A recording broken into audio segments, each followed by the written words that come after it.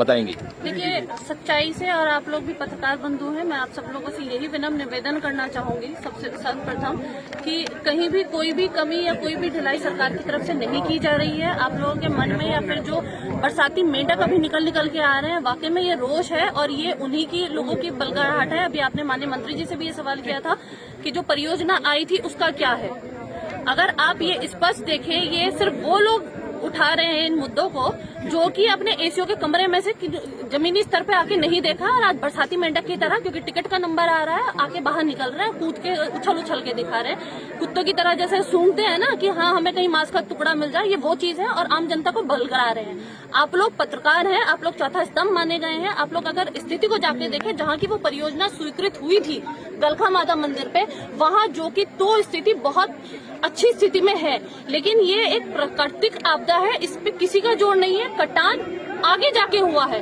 अगर हम यहाँ की भी बात अगर हम लोग करें तो अगर आप देखें तो गंगा ने रुख इधर को, जो उसका रास्ता था वो वहां से ना बह के उसने इधर की तरफ को किया है, और हमारा पूरा प्रशासन, सभी लोग लगे हुए हैं। ये लोग आप लोग भी देख रहे हैं, और जिसकी भी कहीं भी सिख समुदाय, मैं क्षेत्रवासियों का बहुत बहुत धन्यवाद देना चाहूंगी कि कुछ लोग भले ही किसी की बातों में आके इस चीजों को कर रहे हैं, और मैं ये गर्व के साथ कह सकती हूँ कि जो भी उठा रहे हैं उंगली, जो सरकार पे उठा रहे हैं, जो हम पे उठा रहे हैं, वो बताए ना उन्होंने अपने टाइम पे क्या किया है। या सिर्फ फेसबुक और आम जनता को पागल बना के ये काम करेंगे तो ये अब इतनी पागल भी जनता नहीं है।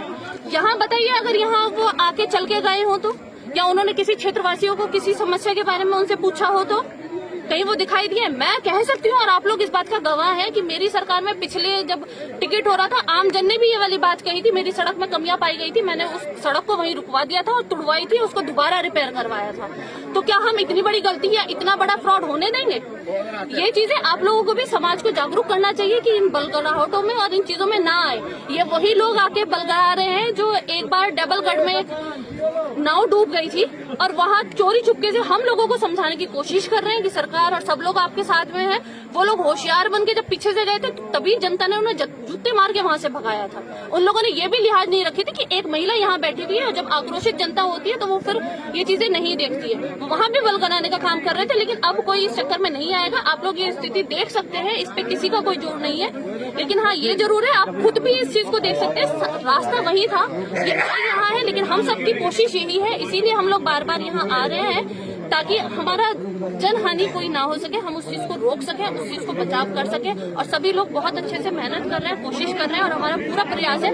भगवान की कृपा रही, जैसे रात में एक विषय आया था, लेकिन उसके बावजूद में कुदरत ने हमारा साथ दिया, आगे भी ऐसे ही साथ देगी। और सब क्षेत्रवासियों का भी धन्यवाद जो यहाँ इतनी मुस्तैदी से खड़े हुए हैं, बहुत बहुत धन्यवाद।